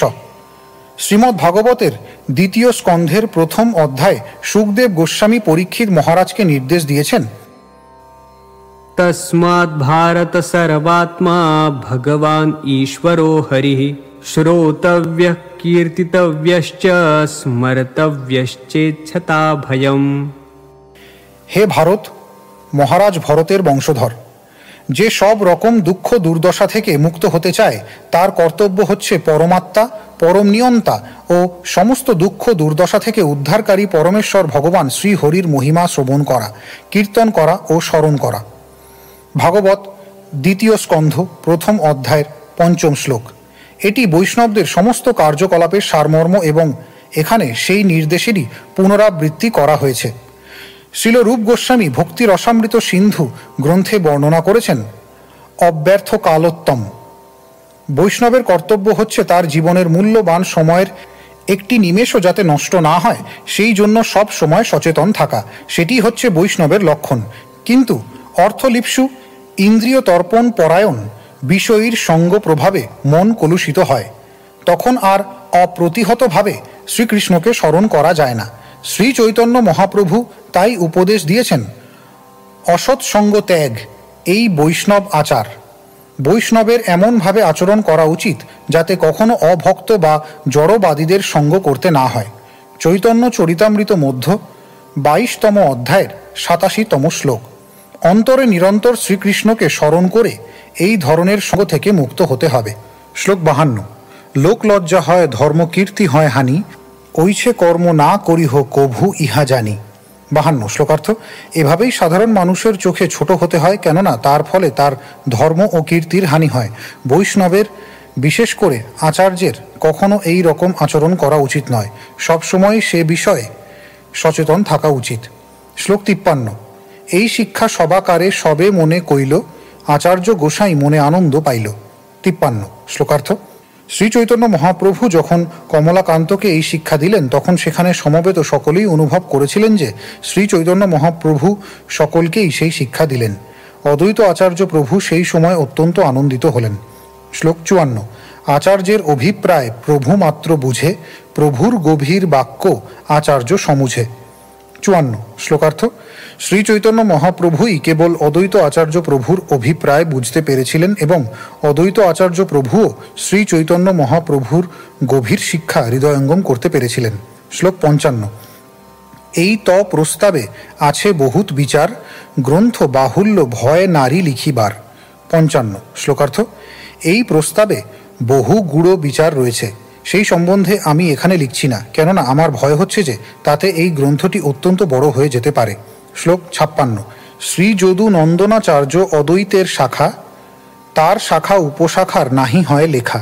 56 শ্লোকার্থ। অদ্বৈত আচার্যের পঞ্চম শাখা হচ্ছেন শ্রী যদু নন্দন আচার্য। তার এত শাখা উপশাখা যে তা লিখে শেষ করা যায় না। তাৎপর্য: শ্রী যদু নন্দন আচার্য ছিলেন শ্রী রঘুনাথ গোস্বামী প্রভুর পাঞ্চরাত্রিক দীক্ষাগুরু, অর্থাৎ রঘুনাথ দাস গোস্বামী যখন গৃহস্থ ছিলেন তখন যদু নন্দন আচার্য তাকে তার গৃহে শিক্ষা দেন। পরে রঘুনাথ দাস গোস্বামী জগন্নাথপুরীতে শ্রী চৈতন্য মহাপ্রভুর চরণ আশ্রয় গ্রহণ করেন। শ্লোক 57। বাসুদেব দত্তের তেহ কৃপার ভাজন, সর্বভাবে আশ্রী আছে চৈতন্য চরণ। 57 শ্লোকার্থ। শ্রী যদু নন্দন আচার্য ছিলেন বাসুদেব দত্তের অত্যন্ত কৃপাপাত্র, তাই তিনি সর্বতোভাবে শ্রী চৈতন্য মহাপ্রভুর শ্রীপাদ পদ্মের আশ্রয় গ্রহণ করেছিলেন। তাৎপর্য: গৌর গণোদ্দেশ দীপিকায় 140 বর্ণনা করা হয়েছে যে বাসুদেব দত্ত ছিলেন ব্রজের গায়ক মধুব্রত। শ্লোক 58। ভাগবতাচার্য আর বিষ্ণু দাসাচার্য, চক্রপাণি আচার্য আর অনন্ত আচার্য। 58 শ্লোকার্থ। ভাগবত আচার্য, বিষ্ণু দাস আচার্য, চক্রপাণি আচার্য ও অনন্ত আচার্য ছিলেন অদ্বৈত আচার্য প্রভুর ষষ্ঠ, সপ্তম, অষ্টম ও নবম শাখা। তাৎপর্য: শ্রীল ভক্তি সিদ্ধান্ত সরস্বতী ঠাকুর তার অনুভাষ্যে বলেছেন যে ভাগবত আচার্য পূর্বে অদ্বৈত আচার্য প্রভুর অনুগামী ছিলেন, কিন্তু পরে গদাধর পণ্ডিত প্রভুর গণে প্রবিষ্ট হন। যদুনন্দন দাস রচিত শাখা নির্ণয়ামৃত নামক গ্রন্থে ষষ্ঠ শ্লোকে বর্ণনা করা হয়েছে যে ভাগবত আচার্য প্রেম তরঙ্গিনী নামক একটি গ্রন্থ রচনা করেছিলেন। গৌর গণোদ্দেশ দীপিকায় 195 বর্ণনা করা হয়েছে যে ভাগবত আচার্য হচ্ছেন ব্রজের শ্বেত মঞ্জুরি। বিষ্ণু দাস আচার্য খেতরির মহোৎসবে উপস্থিত ছিলেন। ভক্তি রত্নাকর গ্রন্থের দশম তরঙ্গে বর্ণনা করা হয়েছে যে তিনি অচ্যুতানন্দের সঙ্গে সেখানে গিয়েছিলেন। অনন্ত আচার্য হচ্ছেন ব্রজের অষ্টসখীর অন্যতম সুদেবী। অদ্বৈত প্রভুর গণে থাকলেও তিনি পরে গদাধর প্রভুর শাখায় প্রবিষ্ট হন। শ্লোক 59। নন্দিনী আর কামদেব, চৈতন্য দাস, দুর্লভ বিশ্বাস আর বনমালী দাস। 59 শ্লোকার্থ। নন্দিনী, কামদেব, চৈতন্য দাস, দুর্লভ বিশ্বাস ও বনমালী দাস ছিলেন অদ্বৈত আচার্য প্রভুর দশম, একাদশ, দ্বাদশ, ত্রয়োদশ ও চতুর্দশতম শাখা। শ্লোক 60। জগন্নাথ কর আর কর ভবনাথ, হৃদয়ানন্দ সেন আর দাস ভোলানাথ। 60 শ্লোকার্থ। জগন্নাথ কর, ভবনাথ কর, হৃদয়ানন্দ সেন ও ভোলানাথ দাস ছিলেন অদ্বৈত আচার্য প্রভুর পঞ্চদশ, ষোড়শ, সপ্তদশ ও অষ্টাদশতম শাখা। শ্লোক 61। যাদব দাস, বিজয় দাস, দাস জনার্দন, অনন্ত দাস, কানু পণ্ডিত, দাস নারায়ণ। 61 শ্লোকার্থ। যাদব দাস, বিজয় দাস, জনার্দন দাস, অনন্ত দাস, কানু পণ্ডিত ও নারায়ণ দাস ছিলেন অদ্বৈত আচার্য প্রভুর ঊনবিংশতি, বিংশতি, একবিংশতি, দ্বাবিংশতি, ত্রয়োবিংশতি ও চতুর্বিংশতিতম শাখা। শ্লোক 62। শ্রীবৎস পণ্ডিত ব্রহ্মচারী হরিদাস, পুরুষোত্তম ব্রহ্মচারী আর কৃষ্ণদাস। 62। শ্লোকার্থ। শ্রীবৎস পণ্ডিত, হরিদাস ব্রহ্মচারী, পুরুষোত্তম ব্রহ্মচারী ও কৃষ্ণদাস ছিলেন অদ্বৈত আচার্য প্রভুর পঞ্চবিংশতি, ষড়বিংশতি, সপ্তবিংশতি ও অষ্টাবিংশতিতম শাখা। শ্লোক 63। পুরুষোত্তম পণ্ডিত আর রঘুনাথ, বনমালী কবিচন্দ্র আর বৈদ্যনাথ। 63। শ্লোকার্থ। পুরুষোত্তম পণ্ডিত, রঘুনাথ, বনমালী কবিচন্দ্র ও বৈদ্যনাথ ছিলেন অদ্বৈত আচার্য প্রভুর 59, 63, 1, ও দ্বাত্রিংশতিতম শাখা। শ্লোক 64। লোকনাথ পণ্ডিত আর মুরারি পণ্ডিত, শ্রীহরিচরণ আর মাধব পণ্ডিত। 64। শ্লোকার্থ। লোকনাথ পণ্ডিত, মুরারি পণ্ডিত, শ্রীহরিচরণ ও মাধব পণ্ডিত ছিলেন অদ্বৈত আচার্য প্রভুর ত্রয়ত্রিংশতি, চতুস্ত্রিংশতি, পঞ্চত্রিংশতি ও ষটত্রিংশতিতম শাখা। শ্লোক 65। বিজয় পণ্ডিত আর পণ্ডিত শ্রীরাম, অসংখ্য অদ্বৈত শাখা কত লইব নাম। 65। শ্লোকার্থ। বিজয় পণ্ডিত ও শ্রীরাম পণ্ডিত ছিলেন অদ্বৈত আচার্য প্রভুর প্রধান দুটি শাখা। অদ্বৈত আচার্য প্রভুর শাখা অসংখ্য, কিন্তু গণনা করে তাদের নাম উল্লেখ করার ক্ষমতা আমার নেই। তাৎপর্য: শ্রীবাস পণ্ডিত ছিলেন নারদ মুনির অবতার এবং শ্রীবাসের কনিষ্ঠ ভ্রাতা শ্রীরাম পণ্ডিত ছিলেন নারদ মুনির অন্তরঙ্গ বন্ধু পর্বত মুনি। শ্লোক 66। মালি দত্ত জল অদ্বৈত স্কন্ধ যোগায়, সেই জলে জিয়ে শাখা ফুল ফল পায়। 66। শ্লোকার্থ। শ্রী অদ্বৈত আচার্য রূপ স্কন্ধ শ্রী চৈতন্য মহাপ্রভু রূপ মালির দেওয়া জল সরবরাহ করেন। এভাবেই শাখা উপশাখাগুলি পুষ্ট হয় এবং তাতে প্রচুর ফুল ও ফল হয়। তাৎপর্য: শ্রী চৈতন্য মহাপ্রভুর দেওয়া জলের দ্বারা অদ্বৈত আচার্য প্রভুর যে সমস্ত শাখাগুলি পুষ্ট হয়েছিল তারা হচ্ছেন যথার্থ আচার্য। পূর্বে আমরা আলোচনা করেছি যে অদ্বৈত আচার্য প্রভুর অনুগামীরা পরে দুটি দলে বিভক্ত হয়ে যায়: আচার্যের যথার্থ পরম্পরার অনুসরণকারী শাখা এবং অদ্বৈত আচার্যের অনুকরণকারী শাখা। যারা শ্রী চৈতন্য মহাপ্রভুর শিক্ষা অনুসরণ করেছিলেন তারা পুষ্ট হয়ে বর্ধিত হয়েছিলেন, আর অন্যান্যরা, যাদের কথা পরের একটি শ্লোকে বর্ণনা করা হয়েছে, তারা শুকিয়ে গিয়েছিল। শ্লোক 67। ইহার মধ্যে মালি পাছে কোন শাখাগণ, না মানে চৈতন্য মালি দুর্দৈব কারণ। 67। শ্লোকার্থ। শ্রী চৈতন্য মহাপ্রভুর অপ্রকটের পর দুর্ভাগ্যবশত কোনো কোনো শাখা শ্রী চৈতন্য মহাপ্রভুকে অস্বীকার করে বিপদগামী হয়েছিল। শ্লোক 68। শ্রী যাইল জিয়াইল, তারে না মানিল, কৃতঘ্ন হইলা, তারে স্কন্ধ ক্রুদ্ধ হইল। 68। শ্লোকার্থ। যে মূল স্কন্ধ থেকে সম্পূর্ণ বৃক্ষটি ও তার শাখা উৎপত্তি হল এবং যার দ্বারা তারা প্রাণ ধারণ করে বেঁচে থাকলেন, কিছু কিছু শাখা তাকে মানলেন না। তার ফলে মূল স্কন্ধ অত্যন্ত ক্রুদ্ধ হলেন। শ্লোক 69। ক্রুদ্ধ হয়া স্কন্ধ তারে জল না সঞ্চারে, জলাভাবে কৃষ শাখা শুকাইয়া মরে। 69। শ্লোকার্থ। ক্রুদ্ধ হয়ে স্কন্ধ সেই শাখাগুলিকে জল সঞ্চার করলেন না এবং তার ফলে সেই শাখাগুলি শুকিয়ে মরে গেল। শ্লোক 70। চৈতন্য রহিত দেহ শুষ্ক কাষ্ঠ সম, জীবিতেই মৃত সেই মইলে দণ্ডে জম। 70। শ্লোকার্থ। কৃষ্ণ চেতনাবিহীন মানুষ একটি শুষ্ক কাষ্ঠ অথবা মৃতদেহের মতো। সে জীবিত অবস্থাতেই মৃতের মতো এবং মৃত্যুর পর যমরাজ তাকে দণ্ড দান করবেন। তাৎপর্য: শ্রীমদ্ ভাগবতের ষষ্ঠ স্কন্ধের 3য় অধ্যায়ের 29তম শ্লোকে যমরাজ তার দূতদের বললেন কি ধরনের মানুষকে তাদের কাছে নিয়ে আসতে হবে। সেখানে তিনি উল্লেখ করেছেন, যে মানুষের জিহ্বা কখনো পরমেশ্বর ভগবানের দিব্য নাম ও মহিমা কীর্তন করেনি, যে মানুষের হৃদয় শ্রীকৃষ্ণ এবং তার শ্রীপাদপদ্ম স্মরণ করে স্পন্দিত হয়নি এবং যার মস্তক কখনো পরমেশ্বর ভগবানকে প্রণতি নিবেদন করেনি, তাকে যেন অবশ্যই দণ্ডভোগ করার জন্য আমার কাছে নিয়ে আসা হয়। পক্ষান্তরে অভক্তদের দণ্ডভোগ করার জন্য যমরাজের কাছে নিয়ে যাওয়া হয় এবং সেভাবেই জড়া প্রকৃতি তাকে বিভিন্ন রকমের দেহ দান করে। মৃত্যুর পর অভক্তদের যমরাজের কাছে বিচারের জন্য নিয়ে যাওয়া হয়। যমরাজের বিচার অনুযায়ী জড়া প্রকৃতি তাদের পূর্বকৃত কর্ম অনুসারে উপযুক্ত শরীর দান করে। এটি হচ্ছে আত্মার এক দেহ থেকে আরেক দেহে আসার দেহান্তর প্রক্রিয়া। কৃষ্ণ ভক্তদের কিন্তু যমরাজের বিচারাধীন হতে হয় না। ভক্তদের জন্য একটি উন্মুক্ত পথ রয়েছে এবং সেই সম্বন্ধে ভগবদ্গীতায় প্রতিপন্ন হয়েছে তক্তা দেহং পুনর্জন্ম নৈতি মামেতি। জড় দেহ ত্যাগ করার পর ভক্তকে আর কোনো জড় শরীর গ্রহণ করতে হয় না, কারণ তিনি তার চিন্ময় শরীরে প্রকৃত আলয় ভগবত ধামে ফিরে যান। যমরাজের দণ্ড তাদেরই জন্য যারা কৃষ্ণ ভাবনাময় নয়। শ্লোক ৭১। কেবল এ গণ প্রতি নহে এই দণ্ড, চৈতন্য বিমুখ যেই সেই তো পাষণ্ড। ৭১। শ্লোকার্থ।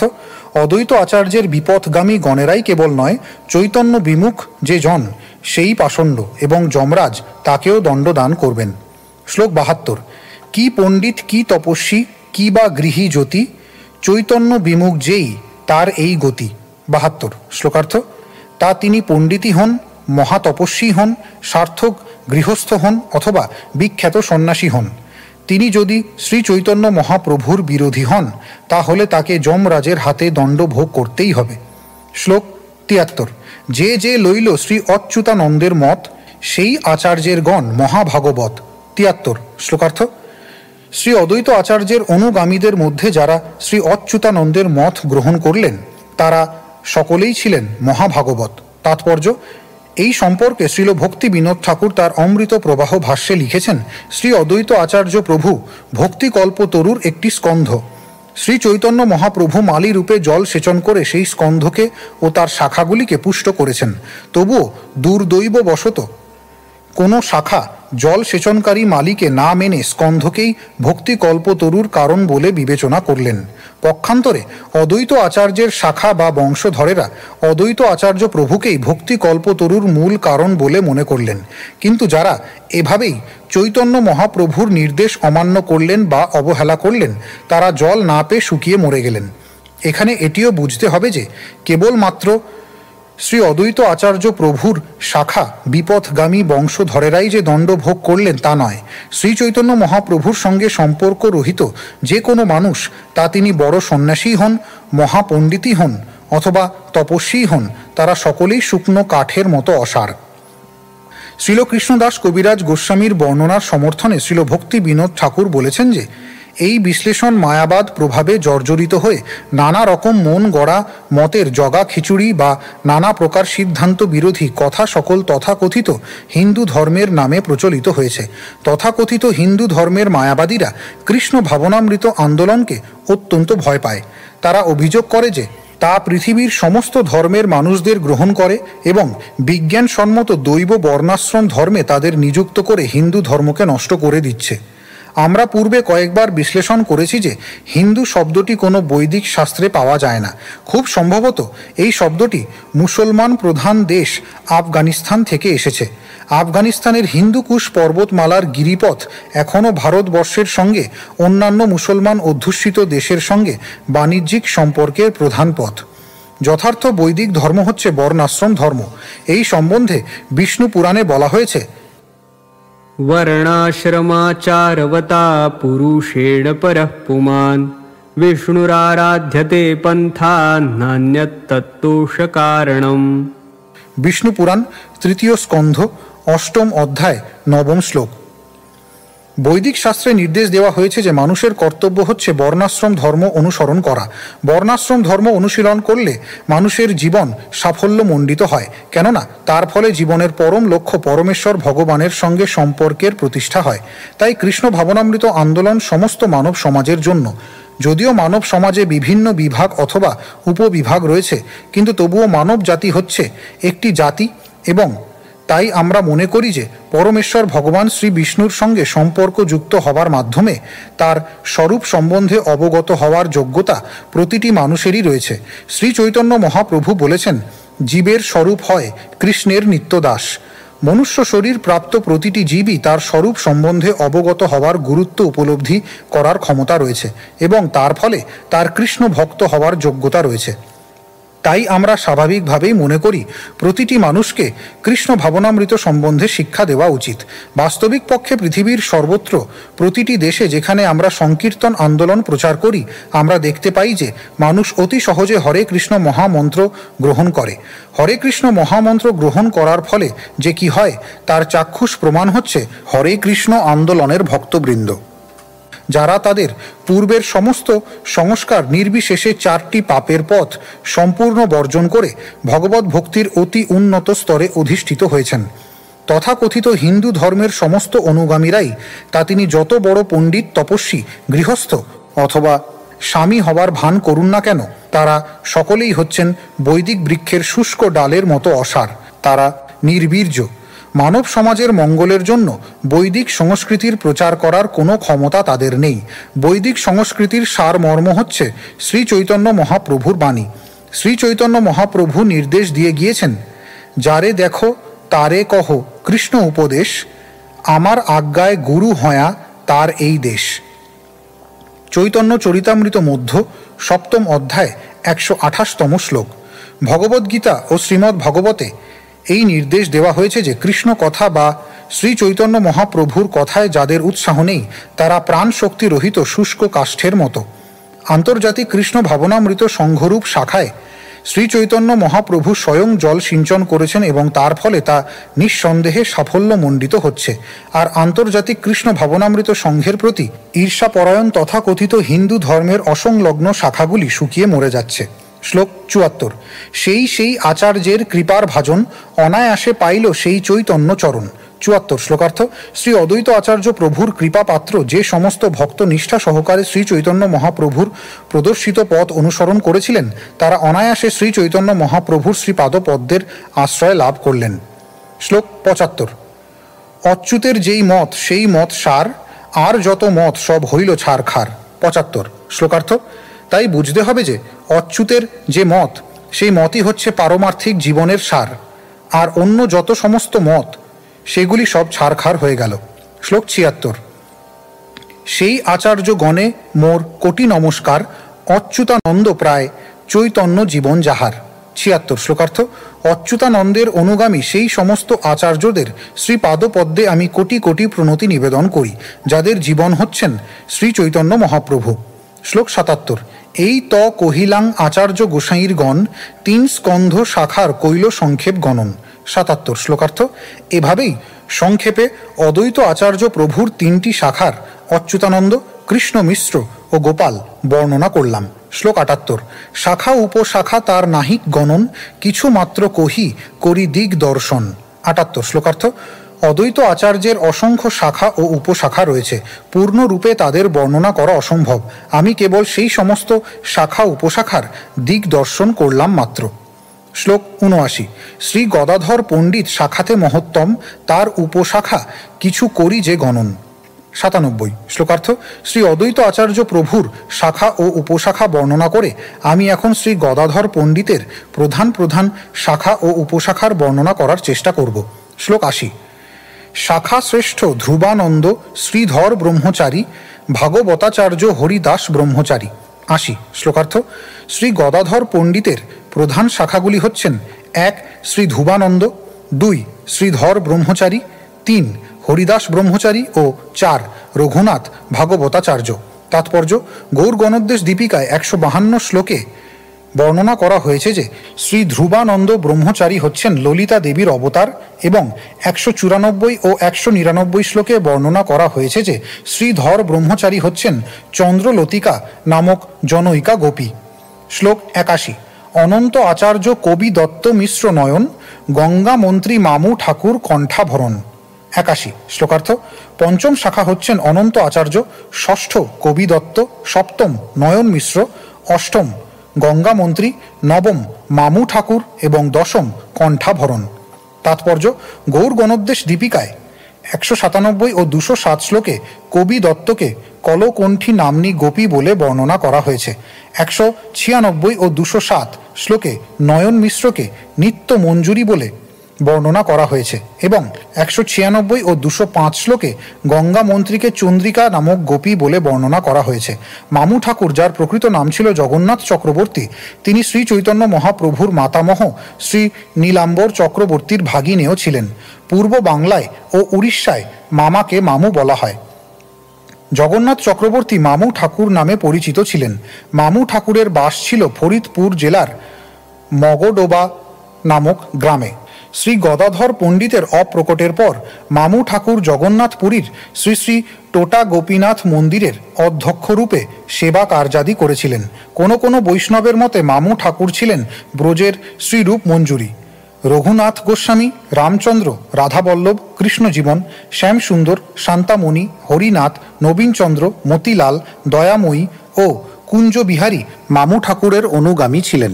কণ্ঠাভরণ, যার প্রকৃত নাম ছিল শ্রী অনন্ত চট্টরাজ, তিনি ব্রজের গোপালী নাম্নী গোপী ছিলেন। শ্লোক ৮২। ভূগর্ভ গোসাই আর ভাগবত দাস, যেই দুই আশি কইল বৃন্দাবনে বাস। ৮২ শ্লোকার্থ। গদাধর গোস্বামীর একাদশতম শাখা হচ্ছেন ভূগর্ভ গোসাই এবং দ্বাদশতম শাখা হচ্ছেন ভাগবত দাস। তারা দুজনেই বৃন্দাবনে গিয়ে আজীবন সেখানে বাস করেন। তাৎপর্য: ভূগর্ভ গোসাই ছিলেন ব্রজের প্রেম মঞ্জুরি। বৃন্দাবনের ৭টি প্রধান মন্দিরের অন্যতম গোকুলানন্দ মন্দিরের প্রতিষ্ঠাতা লোকনাথ গোস্বামী ছিলেন তার অত্যন্ত প্রিয় বন্ধু। বৃন্দাবনের ৭টি প্রধান মন্দির গোবিন্দ, গোপীনাথ, মদনমোহন, রাধারমণ, শ্যামসুন্দর, রাধা দামোদর ও গোকুলানন্দ, এগুলি গৌড়ীয় বৈষ্ণবদের অধিকারে প্রতিষ্ঠিত। শ্লোক ৮৩। বাণীনাথ ব্রহ্মচারী বড় মহাশয়, বল্লভ চৈতন্য দাস কৃষ্ণ প্রেমময়। ৮৩ শ্লোকার্থ। ত্রয়োদশ শাখা ছিলেন বাণীনাথ ব্রহ্মচারী এবং চতুর্দশ শাখা ছিলেন বল্লভ চৈতন্য দাস। তারা দুজনেই অত্যন্ত মহৎ ছিলেন এবং তারা সর্বদাই কৃষ্ণ প্রেমে মগ্ন থাকতেন। তাৎপর্য: আদি লীলার ১০ম পরিচ্ছেদের ১১৪ শ্লোকে শ্রী বাণীনাথ ব্রহ্মচারীর কথা বর্ণনা করা হয়েছে। নলিনী মোহন গোস্বামী নামক বল্লভ চৈতন্যের এক শিষ্য নবদ্বীপে শ্রী মদন গোপালের একটি মন্দির প্রতিষ্ঠা করেন। শ্লোক ৮৪। শ্রীনাথ চক্রবর্তী আর উদ্ভব দাস, জিতামিত্র, কাষ্ঠ কাটা, জগন্নাথ দাস। ৮৪ শ্লোকার্থ। পঞ্চদশ শাখা হচ্ছেন শ্রীনাথ চক্রবর্তী, ষোড়শ উদ্ভব, সপ্তদশ জিতামিত্র, অষ্টাদশ জগন্নাথ দাস।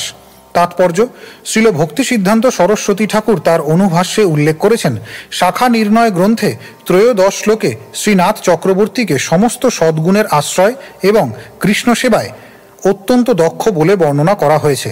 তেমনি পঞ্চত্রিংশতি শ্লোকে উদ্ভব দাসকে ভগবত প্রেম প্রদানকারী বলে বর্ণনা করা হয়েছে। গৌর গণোদ্দেশ দীপিকায় ২০২ বর্ণনা করা হয়েছে যে জিতামিত্র হচ্ছেন শ্যাম মঞ্জুরি নাম্নী গোপী। জিতামিত্র কৃষ্ণ মাধুর্য নামক একটি গ্রন্থ রচনা করেন। জগন্নাথ দাস ঢাকার নিকটবর্তী বিক্রমপুরের অধিবাসী ছিলেন। তার জন্ম হয় কাষ্ঠকাটা বা কাঠাদিয়া নামক গ্রামে। তার বংশধরেরা এখন আড়িয়াল, কামারপাড়া ও পাইকপাড়া গ্রামে বাস করেন। তার প্রতিষ্ঠিত যশোমাধব বিগ্রহ আড়িয়ালের গোস্বামীরা সেবা করেন। তিনি ছিলেন চতুর্ষষ্ঠী সখীর অন্যতম এবং চিত্রা দেবীর তিলকিনী নামক উপসখী। তার বংশধরদের নাম নিম্নে উল্লেখ করা হল: রাম নৃসিংহ, রামগোপাল, রামচন্দ্র, সনাতন, মুক্তারাম, গোপীনাথ, গোলক, হরিমোহন শিরোমণি, রাখাল রাজ, মাধব ও লক্ষ্মীকান্ত। শাখা নির্ণয় গ্রন্থে উল্লেখ করা হয়েছে যে জগন্নাথ দাস ত্রিপুরা রাজ্যে হরে কৃষ্ণ আন্দোলন প্রচার করেন। শ্লোক ৮৫। শ্রীহরি আচার্য সাদি পুরিয়া গোপাল, কৃষ্ণদাস ব্রহ্মচারী পুষ্প গোপাল। ৮৫ শ্লোকার্থ। ঊনবিংশতিতম শাখা হচ্ছেন শ্রীহরি আচার্য, বিংশতিতম সাদি পুরিয়া গোপাল, ১বিংশতিতম কৃষ্ণদাস ব্রহ্মচারী, দ্বাবিংশতিতম পুষ্প গোপাল। তাৎপর্য: গৌর গণোদ্দেশ দীপিকায় ১৯৬ ও ২০৭ বর্ণনা করা হয়েছে যে শ্রীহরি আচার্য ছিলেন কালাক্ষী নামক গোপিকা। সাদিপুরিয়া গোপাল পূর্ব বাংলার বিক্রমপুরে হরে কৃষ্ণ আন্দোলন করেছিলেন। কৃষ্ণদাস ব্রহ্মচারী অষ্টসখীর অন্যতম গোপিকা ছিলেন। তার নাম ছিল ইন্দুলেখা। কৃষ্ণদাস ব্রহ্মচারী বৃন্দাবনে বাস করতেন। সেখানে রাধা দামোদর মন্দিরে কৃষ্ণদাসের সমাধি নামক একটি সমাধি রয়েছে। কেউ কেউ বলেন যে এই সমাধিটি কৃষ্ণদাস ব্রহ্মচারীর, আবার অন্য কেউ কেউ বলেন তা শ্রীলকৃষ্ণদাস কবিরাজ গোস্বামীর সমাধি। উভয় ক্ষেত্রেই সেই সমাধি আমাদের শ্রদ্ধাস্পদ, কেননা তারা দুজনেই অধঃপতিত জীবকে ভগবত প্রেম দান করেছিলেন। শাখা নির্ণয় গ্রন্থে উল্লেখ করা হয়েছে যে পুষ্প গোপাল ছিলেন স্বর্ণগ্রামক। শ্লোক ৮৬। শ্রীহর্ষ রঘু মিশ্র পণ্ডিত লক্ষ্মীনাথ, বঙ্গবাটি চৈতন্য দাস শ্রী রঘুনাথ। ৮৬ শ্লোকার্থ। ত্রয়োবিংশতিতম শাখা হচ্ছেন শ্রীহর্ষ, চতুর্বিংশতিতম রঘুমিশ্র, পঞ্চবিংশতিতম লক্ষ্মীনাথ পণ্ডিত, ষড়বিংশতিতম বঙ্গবাটি চৈতন্য দাস, সপ্তবিংশতিতম রঘুনাথ। তাৎপর্য: গৌর গণোদ্দেশ দীপিকায় 195 ও 201 বর্ণনা করা হয়েছে যে রঘু মিশ্র হচ্ছেন ব্রজের কর্পূর মঞ্জুরি, তেমনি লক্ষ্মীনাথ পণ্ডিত হচ্ছেন ব্রজের রসন মাদা নাম্নী গোপী এবং বঙ্গবাটি চৈতন্য দাস হচ্ছেন ব্রজের কালী। শাখা নির্ণয় গ্রন্থে বর্ণনা করা হয়েছে যে বঙ্গবাসী চৈতন্য দাসের চক্ষুদ্বয় সর্বদা প্রেমাশ্রুতে পূর্ণ থাকত এবং তার শ্রীঅঙ্গ সর্বদা কৃষ্ণ প্রেমে রোমাঞ্চিত ও পুলকিত থাকত। তার শাখা পরম্পরা হচ্ছেন মথুরা প্রসাদ, রুক্মিণীকান্ত, জীবন কৃষ্ণ, যুগল কিশোর, রতন কৃষ্ণ, রাধা মাধব, উষামণি, বৈকুণ্ঠনাথ ও লালমোহন বা লালমোহন সাহা শঙ্খনিধি। লালমোহন ছিলেন ঢাকার একজন বিখ্যাত ব্যবসায়ী।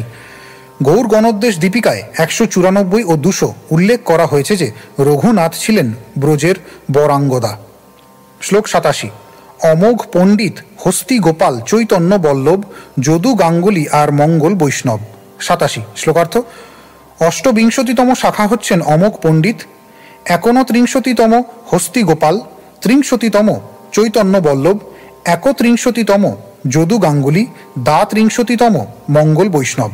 তাৎপর্য: শ্রীল ভক্তি সিদ্ধান্ত সরস্বতী ঠাকুর তার অনুভাষ্যে উল্লেখ করেছেন শ্রী মঙ্গল বৈষ্ণব ছিলেন মুর্শিদাবাদ জেলার টিটকনা গ্রামের অধিবাসী।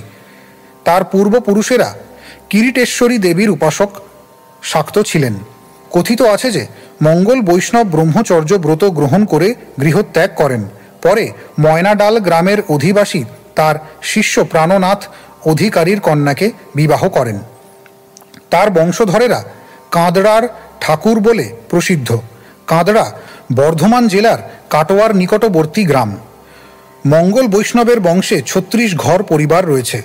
মঙ্গল ঠাকুরের মন্ত্র শিষ্যদের মধ্যে রয়েছেন প্রাণনাথ অধিকারী, কাঁদড়া গ্রামের পুরুষোত্তম চক্রবর্তী ও নৃসিংহ প্রসাদ মিত্র, যাদের পরিবারের সদস্যরা ছিলেন প্রসিদ্ধ মৃদঙ্গ বাদক। সুধাকৃষ্ণ মিত্র ও নিকুঞ্জ বিহারী মিত্র উভয় ছিলেন প্রসিদ্ধ মৃদঙ্গ বাদক। পুরুষোত্তম চক্রবর্তীর পরিবারে রয়েছেন কুঞ্জবিহারী চক্রবর্তী ও রাধা বল্লভ চক্রবর্তীর মতো প্রসিদ্ধ পুরুষ, যারা এখন বীরভূম জেলার অধিবাসী। তারা শ্রী চৈতন্য মঙ্গল গান করেন। কথিত আছে যে বঙ্গদেশ থেকে জগন্নাথ পুরী পর্যন্ত মঙ্গল ঠাকুর যখন একটি পথ নির্মাণ করছিলেন, তখন তিনি একটি দিঘি খনন করতে গিয়ে শ্রী শ্রী রাধা বল্লভ যুগল গৃহ লাভ করেছিলেন। সেই সময় তিনি রানীপুর গ্রামের কাঁদড়া অঞ্চলে বাস করতেন। কাঁদড়া গ্রামে মঙ্গল ঠাকুরের পূজিত শালগ্রাম শিলা এখনও বর্তমান। শ্রী শ্রী বৃন্দাবন চন্দ্রের পূজার জন্য একটি মন্দির তৈরি করা হয়েছে। মঙ্গল ঠাকুরের 3 পুত্র রাধিকা প্রসাদ, গোপী রমন ও শ্যাম কিশোর, এই পুত্রদের বংশ এখনও বর্তমান। শ্লোক 88। চক্রবর্তী শিবানন্দ সদাব্রজবাসী মহাশাখা মধ্যে তেহ সুদৃঢ় বিশ্বাসী। 88 শ্লোকার্থ। 33তম শাখা শিবানন্দ চক্রবর্তী, যিনি সর্বদা বৃন্দাবনে বাস করতেন, তার ভগবত বিশ্বাস ছিল অত্যন্ত গূঢ়। তাকে গদাধর পণ্ডিতের এক মহাশাখা বলে বিবেচনা করা হয়। তাৎপর্য: গৌর গণোদ্দেশ দীপিকায় 183 উল্লেখ করা হয়েছে যে শিবানন্দ চক্রবর্তী ছিলেন ব্রজের লবঙ্গ মঞ্জুরি। যদুনন্দন দাস রচিত শাখা নির্ণয় গ্রন্থেও গদাধর পণ্ডিতের অন্য শাখাগুলির উল্লেখ করা হয়েছে।